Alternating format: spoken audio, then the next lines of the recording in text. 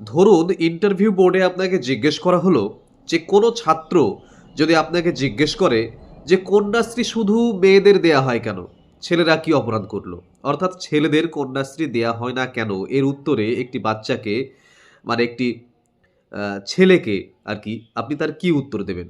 অথবা যদি ইন্টারভিউয়ার নিজেই করেন যে কন্যাশ্রী যে দেয়া হচ্ছে ছেলেরা কি অপরাধ করলো, ছেলেদের কেন দেওয়া হয় না, এর উত্তর কি দেবেন? স্যার, কন্যাশ্রী প্রকল্পকে জেন্ডার বৈষম্য বা লিঙ্গ বৈষম্য হিসেবে না দেখে বরং জেন্ডার জাস্টিসের উদ্যোগ হিসেবেই দেখা উচিত। কিরকম? জেন্ডার ইকুয়ালিটি মানে সবাইকে একই জিনিস দেওয়া নয়, বরং যারা সামাজিক কাঠামোর কারণে পিছিয়ে পড়ছেন তাদেরকে প্রয়োজন অনুযায়ী সহায়তা দেওয়া। যেরকম সংরক্ষণ নীতির যেটা আর কি, মানে যে মেন বিষয় আর কি, হ্যাঁ, প্রয়োজন অনুযায়ী সহায়তা দেওয়া। আমাদের সমাজে ঐতিহাসিকভাবে মেয়েরা শিক্ষায় কম সুযোগ পেয়েছে, কম বয়সে বিয়ের শিকার হয়েছে এবং সিদ্ধান্ত গ্রহণেও তারা পিছিয়ে ছিল এর আগে। এই কারণে মেয়েদের স্কুল ছুট হবার যে হার তা ছেলেদের থেকে অনেক বেশি ছিল। কন্যাশ্রী সেই কাঠামোগত অসাম্যকে ভাঙার একটি চেষ্টা করছে। এই প্রকল্প পরিবারকে মেয়ের শিক্ষাকে গুরুত্ব দিতে উৎসাহ দিচ্ছে এবং মেয়েদের মধ্যে আরও বেশি করে আত্মবিশ্বাস তৈরি করছে যে তার পড়াশুনো, তার ভবিষ্যৎ সমাজের কাছে যে মূল্যবান, সেই ধারণাটা ঠিক করে তৈরি করছে। ফলে এটি শুধুমাত্র আর্থিক সহায়তা নয়, বরং সমাজে জেন্ডার সচেতনতা, লিঙ্গ সচেতনতা তৈরি করবার একটি কার্যকর মাধ্যম। লক্ষ্য কি? লক্ষ্য হলো ভবিষ্যতে এমন একটি সমাজ গড়ে তোলা যেখানে আলাদা করে কোনো জেন্ডার ভিত্তিক প্রকল্পের প্রয়োজনই থাকবে না। এই যে এই ধরনের প্রশ্নগুলো, সংরক্ষণ, এই যে প্রকল্প বা যে কোনো ভাতা, এই সমস্ত কিছুর মুখ্য উদ্দেশ্য যেটি, সেটির আপনি প্রশংসা করবেন, কিন্তু তার সঙ্গে শেষে যোগ করবেন যে এমন একটি দিন আসুক, মানে এই ভাতার বা এই সংরক্ষণ প্রথা বা এই প্রকল্পের মুখ্য উদ্দেশ্য এটাই হওয়া উচিত যে এমন একটি দিন আসুক যেদিনকে এই প্রকল্প বা এই ধরনের ভাতা বা সংরক্ষণ এগুলোর আর কোনো প্রয়োজনই না পড়ে। এবার ইন্টারভিউয়ার নিজে যদি জিজ্ঞাসা করেন যে কন্যাশ্রী কেন বাচ্চাদের ছেলেদের দেওয়া হয় না, তাহলে না হয় আপনি এটা বললেন। এবার ধরুন ইন্টারভিউয়ার আপনাকে জিজ্ঞাসা করলো যে এত বড় বড় কথা কি একটা বাচ্চা বুঝবে? একটা ছাত্র যদি জিজ্ঞাসা করে তাকে কি উদাহরণ দিয়ে বোঝাবে যে কন্যাশ্রী মেয়েদের জন্য এবং তাদেরকেই তুলে ধরবার জন্য, অসাম্য তৈরি করা নয় বরং অসাম্য দূর করার একটি চেষ্টা হচ্ছে কন্যাশ্রী। এটি একটি বাচ্চাকে কিভাবে বোঝাবে, একটি পুরুষ বাচ্চাকে কি করে বোঝাবে, তার মানে তার উত্তর কি হবে? স্যার আমি একটি এরকম উদাহরণ দেব, এটা বলে দিই, যে কোনো সংরক্ষণ নীতি, যে কোনো সুবিধা পাইয়ে দেওয়া, এই ব্যাপারটিকে যদি জাস্টিফাই করতে চান আর কি ইন্টারভিউয়ের সামনে, তাহলে এই উদাহরণটি দিতে পারেন যে আমি বাচ্চাদের কি করে বোঝাবো। যে ধরা যাক স্যার আমি একটি মানে পাঁচিলের ওই পারে খেলা হচ্ছে, তো বেঞ্চের উপরে দাঁড়িয়ে আর কি ছেলেরা পাঁচিলের ওই দিকের খেলা দেখছে, বেঞ্চের উপর না দাঁড়ালে তো দেখতে পাবে না, তো খেলা দেখছে। তো খেলা দেখার সময় একটি বাচ্চা হাইটে বেশি, একটি বাচ্চা হাইটে কম। তো যখন লম্বা বাচ্চাটি ঠিকঠাক করে কিন্তু পাঁচিলের উপর থেকে দেখতে পাচ্ছে মাঠের খেলা, কিন্তু হাইটে যে শর্ট একটু, সে কিন্তু ঠিকঠাক দেখতে পাচ্ছে না, যদিও বেঞ্চটি কিন্তু সমানই, কিন্তু বেঞ্চ সমান হলেও দুজনের হাইট অসমান হওয়ার কারণে একটি বাচ্চা পিছিয়ে পড়ছে, সে দেখতে পাচ্ছে না। তখন আমি তার পায়ের নিচে দুটো যদি ইট রাখি, তাহলে কি হবে? সেও ওই পাশের জনটির মতো খেলা দেখতে পাবে। এক্ষেত্রে ওই যে বাচ্চাটি দাঁড়িয়ে রয়েছে এবং দেখতে পাচ্ছে, তার কিন্তু সেই সুবিধাটির প্রয়োজন নেই।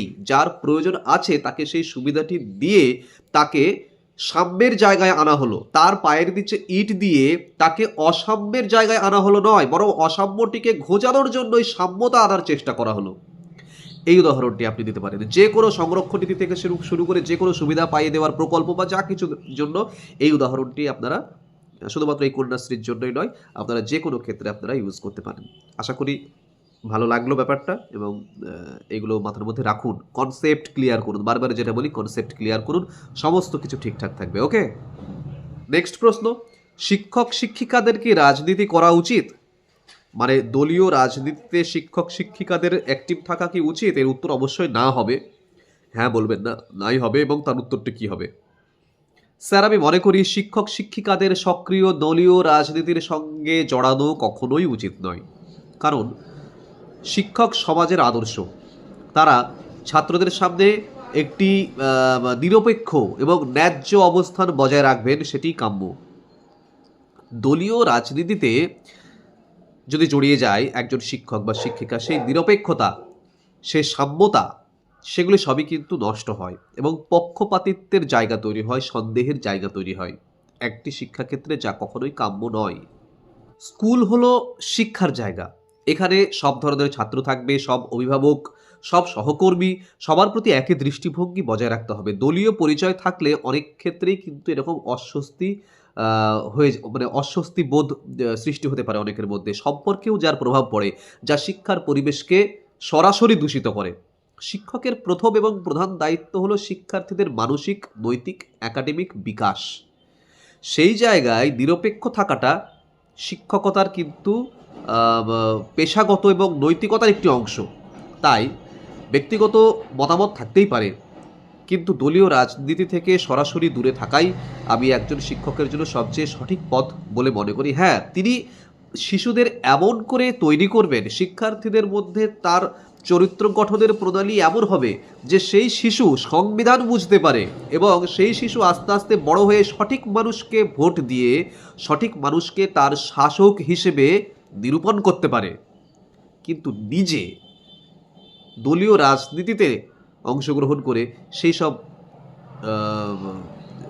সেই সমস্ত অস্বস্তি বা সেই সমস্ত নিরপেক্ষতাহীনতা কখনো স্কুলে তিনি আনবেন না। তিনি বাচ্চাদের তৈরি করবে যাতে বাচ্চারা ভালো নাগরিক হয়ে উঠতে পারে এবং সঠিক মানুষকে ভোট দিয়ে তার সঠিক শাসক নিরূপণ করতে পারে। ওকে, নেক্সট প্রশ্ন, লার্নিং এবং টিচিং এর মধ্যে পার্থক্য কোথায়? এটি কিন্তু খুব ভালো প্রশ্ন। হ্যাঁ, মাথায় রাখতে হবে লার্নিং এবং টিচিং এর মধ্যে পার্থক্য কোথায়। দেখুন, লার্নিং হলো জ্ঞান গ্রহণের প্রক্রিয়া, টিচিং হলো জ্ঞান প্রদানের বা নির্দেশনার প্রক্রিয়া।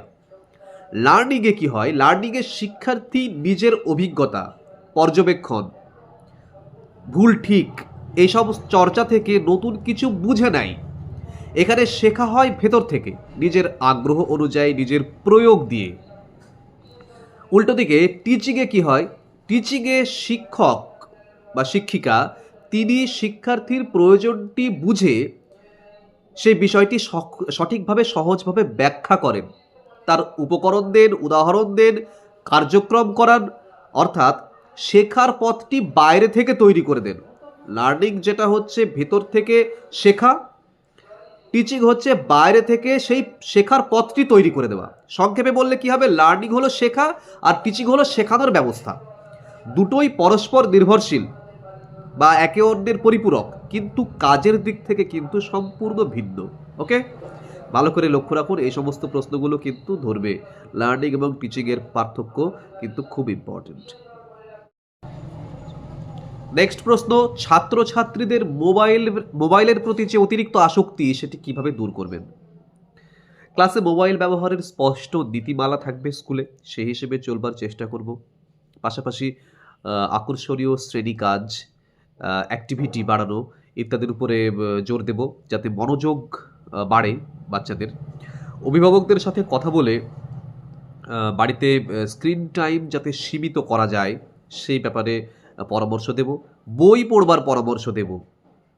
বই পড়বার পরামর্শ দিলে মানুষ মোবাইল থেকে কিন্তু চোখ সরায়, সে বাচ্চা হোক অথবা বড়। ঠিক আছে, তাদের সামনে আমি বা আমরা অভিভাবক যারা আছি তারা চেষ্টা করব বইয়ের দিকে মনোযোগ ঘোরানো, কারণ একজন বাচ্চা যা দেখবে তাই শিখবে। সে যে বয়সের বাচ্চাই হোক না কেন, তার বড়দের দেখেই কিন্তু শেখে এবং সে কিন্তু সেই বড়দের সেই খারাপ বা ভালোটির দ্বারা প্রচণ্ড পরিমাণ প্রভাবিত হয়। সুতরাং বইয়ের উপরে আমি কনসেন্ট্রেট করতে চাইবো, তার সামনে বই পড়বো। তার স্ক্রিন টাইম, হ্যাঁ কিছু স্ক্রিন টাইম অবশ্যই থাকবে, কিন্তু স্ক্রিন টাইমটা বেঁধে দেবার চেষ্টা করব এবং মোবাইলের অপকারিতা বিষয়ে তাকে জানাবো এবং বই পড়ার সুফল জানাবো। একই সাথে জন্মদিনে বই উপহার দেব। যে কোনো নির্দিষ্ট কোনো যে অকেশনগুলো হয় সেই অকেশনগুলোতে বই উপহার দেব। বইয়ের উপরে যদি যথাসম্ভব জোর দিতে পারি, তাহলে আস্তে আস্তে কিন্তু মোবাইলের প্রতি অতিরিক্ত আসক্তি বাচ্চাদের কমে আসবে বলে আমার বিশ্বাস। নেক্সট প্রশ্ন, একজন অভিভাবক ক্লাসের সামনে এসে বললেন আপনি ভালোভাবে পড়ান না। আপনি কিভাবে সামলাবেন সেই পরিস্থিতি? স্যার, এরকম পরিস্থিতিতে আমি শান্তভাবে কথা বলবো। আমরা আলাদা করে কথা বলি বলে তাকে সাইডে নিয়ে যাব। তথ্য দিয়ে দেখব কোথায় গাফিলতি হচ্ছে, মানে তার সম্পূর্ণ অভিযোগ শুনবো। আমার কোথায় গাফিলতি আছে সেটি আমি দেখব। কোথায় উন্নতির সুযোগ হতে পারে সেই ক্ষেত্রে সেটি দেখব এবং অভিভাবকের সঙ্গে মিলে শেষ পর্যন্ত একটি সমাধানের রাস্তা বের করব। যেকোনো পরিস্থিতিতেই কিন্তু এরকম অ্যান্সার হবে। এবার নেক্সট প্রশ্ন, ক্লাসে একটি শিশু ঘুমিয়ে পড়ে প্রায়। আপনি কি করবেন? স্বাস্থ্য বা ঘুমের ঘাটতি আছে কিনা এটি সবার আগে আমি পরীক্ষা করব বা জিজ্ঞেস করব। নরমভাবে তাকে জাগিয়ে হালকা কাজ দেব। মানে তাকে শাস্তিযোগ্য কিছু তো নয়। মানে আমি বারবার বলি যেটা যে আপাত দৃষ্টিতে যেটি শাস্তিযোগ্য বলে মনে হয়, যে দুম করে একখানে গিয়ে চাপিয়ে দিলাম ঘুমোচ্ছে ক্লাসের মধ্যে, না, এসব তো কোনো মতেই করা যাবে না। আপাত দৃষ্টিতে শাস্তিযোগ্য হলেও তাকে এই যে নরমভাবে আমি এখানে তাকে জাগাবো, নরমভাবে তাকে আমি এখানে জাগাবো, হকচকিয়ে জাগাবো না। তারপরে তাকে জিজ্ঞাসা করব কোনো প্রবলেম হয়েছে কিনা। হতে পারে তার শারীরিক কোনো প্রবলেম রয়েছে, হতে পারে তাকে খুব ভারী কোনো কাজ করতে হয়, হতে পারে সে মানসিকভাবে চরমভাবে বিপন্ন। এই সমস্ত কিছু হতে পারে। তাহলে সেইগুলো জানার চেষ্টা করব এবং এই জিনিসটি যদি রেগুলার হতে থাকে তাহলে অবশ্যই অভিভাবকের সঙ্গে কথা বলব। তার কোনো শারীরিক অসুস্থতা বা কোনো মেন্টাল ডিপ্রেশনে সে ভুগছে কিনা সেটি জানার চেষ্টা করব এবং প্রয়োজনীয় ব্যবস্থা গ্রহণ করব। নেক্সট প্রশ্ন, সিলেবাস কম সময়ে শেষ করতে হবে।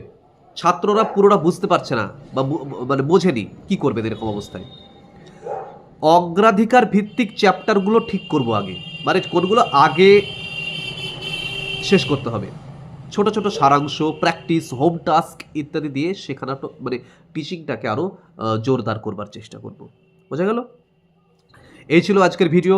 এখন ইন্টারভিউ সংক্রান্ত প্রশ্নোত্তরের ভিডিও রোজ আসতে থাকবে। আপনারা প্রত্যেক দিন ফলো করুন এগুলোকে।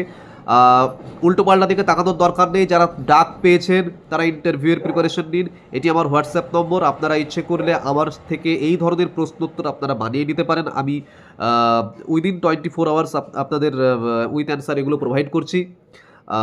এবং আপনারা প্রশ্নগুলো দিলে আমার একটি সুবিধা হয় কি, আমি ভালো ভালো প্রশ্ন ভিডিওর জন্য আমি আরও খুঁজে পাই। মানে যেটি হয়তো আমার মাথাতে নেই কিন্তু আপনাদের উত্তরের আপনাদের প্রশ্নের মাধ্যমে আমি পেলাম আর কি। হ্যাঁ, এই জিনিসগুলো হয় আর কি। তো আপনারা যদি মনে করেন আমাকে দিয়ে প্রশ্ন উত্তর তৈরি করে নেবেন তাহলে আমাকে এই নম্বরে টেক্সট করতে পারেন, হোয়াটসঅ্যাপ করতে পারেন। দেখা হচ্ছে পরের ভিডিওতে খুব তাড়াতাড়ি।